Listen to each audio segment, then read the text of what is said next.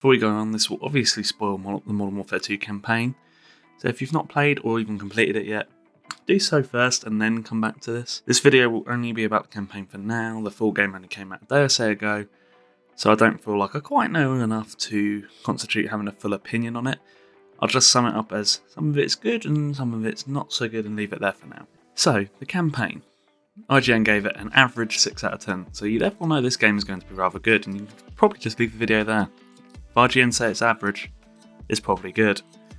Now, I obviously say that in jest. I'm not one of those people that typically gets bogged down on Twitter or Reddit or wherever about what is essentially just another person's opinion. However, I really can't see how this gets called underwhelming compared to certain other Call of Duty games that on that same website have been reviewed as 8, 9s out of 10s. Doesn't really make sense to me. In my opinion, Modern Warfare 2 is actually the absolute best example of how to navigate a single player story for a first person shooter, and more widely for a game that is so dominated by its multiplayer scene. That isn't necessarily me saying it's the best ever overall. I'm not too sure where it sits franchise wide yet, but in terms of its actual layout and format, for me this is how it should be done. Modern Warfare 2's campaign sort of follows in its footsteps of its predecessor in that it has a feeling of realism that no other COD has really ever bothered to touch. For the most part, it feels really gritty, it feels really real, and it feels like Modern Warfare. I said the thing. Call of Duty campaigns in the past, for me, have, while been engaging, and even sometimes incredibly emotional. In terms of gameplay, they're often somewhat arcadey and far-fetched.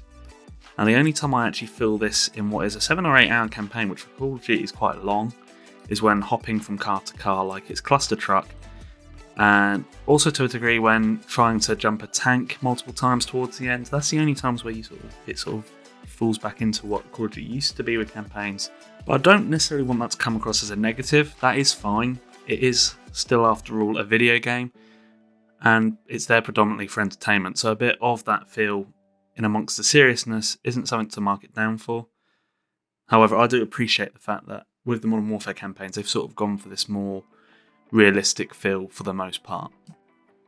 In terms of characters, obviously Ghost and Soap, who didn't really feature in Modern Warfare other than for Warzone, and only got a mention towards the end of the campaign. You get introduced to them here in the single player sense, and Task Force 141 from the original games are practically all there. The character development on the side of what we sort of already get, in my opinion, is some of the best we've actually had. It was good to hear dialogue between Soap and Ghost in particular, and get more of an idea of the relationship between the characters, more so than just they shoot people with each other. There's also General Shepard from the original Modern Warfare 2, which will bring about some PTSD for some of us. Ugh. In these games, he's actually voiced by Overlord from the original games, which is a nice little touch. All we need now is some OG Ghost voiced somewhere in the game. Obviously, he was Gaz and then Ghost, and then the guy in the SAS and Modern Warfare 3, so he was in all three. You need to get him in somewhere. And while we're talking about the original games a little bit, while this is a different setting to the overall story, the main plot points still do somewhat follow along with the original game. You have Shepard and his shadow company betray you, like what happens in Modern Warfare 2, in an attempt to cover up what it was essentially their cock-up. However, no one dies on this occasion. There's also Graves now, who is sort of the main antagonist on the shadow company side of the story. He's the actual main bad guy that you end up going for towards the end in terms of the shadow company part of the story. For those of you who are a fan of nostalgia and fan service, there's a lot of that, there's a lot of throwbacks to the previous games, and that's not even just the Modern Warfare games either. Oh, how I wanted a reference from what, in my opinion, was the worst game they've ever crapped out. But no, in fairness, the connection to Ghost was actually pretty good, and it was a pleasant surprise, and as soon as they sort of said it, I was like, oh, that's Ghost. Even me, who's someone who absolutely despised that game, with a passion. There was, of course, a lot of iconic quotes that come from the original series that were once again placed into the story, and some of the missions were also heavily based on previous missions from the previous games, no more so than Recon by Fire, which very clearly pays homage to All Gillied Up from COD 4. Close Air is another one which has you protecting the squad, again like in COD 4 with the AC-130. There's a mission on a cargo ship which, similar to the first mission from the original game, although in 2007 you didn't need to worry about getting absolutely flattened by some cargo.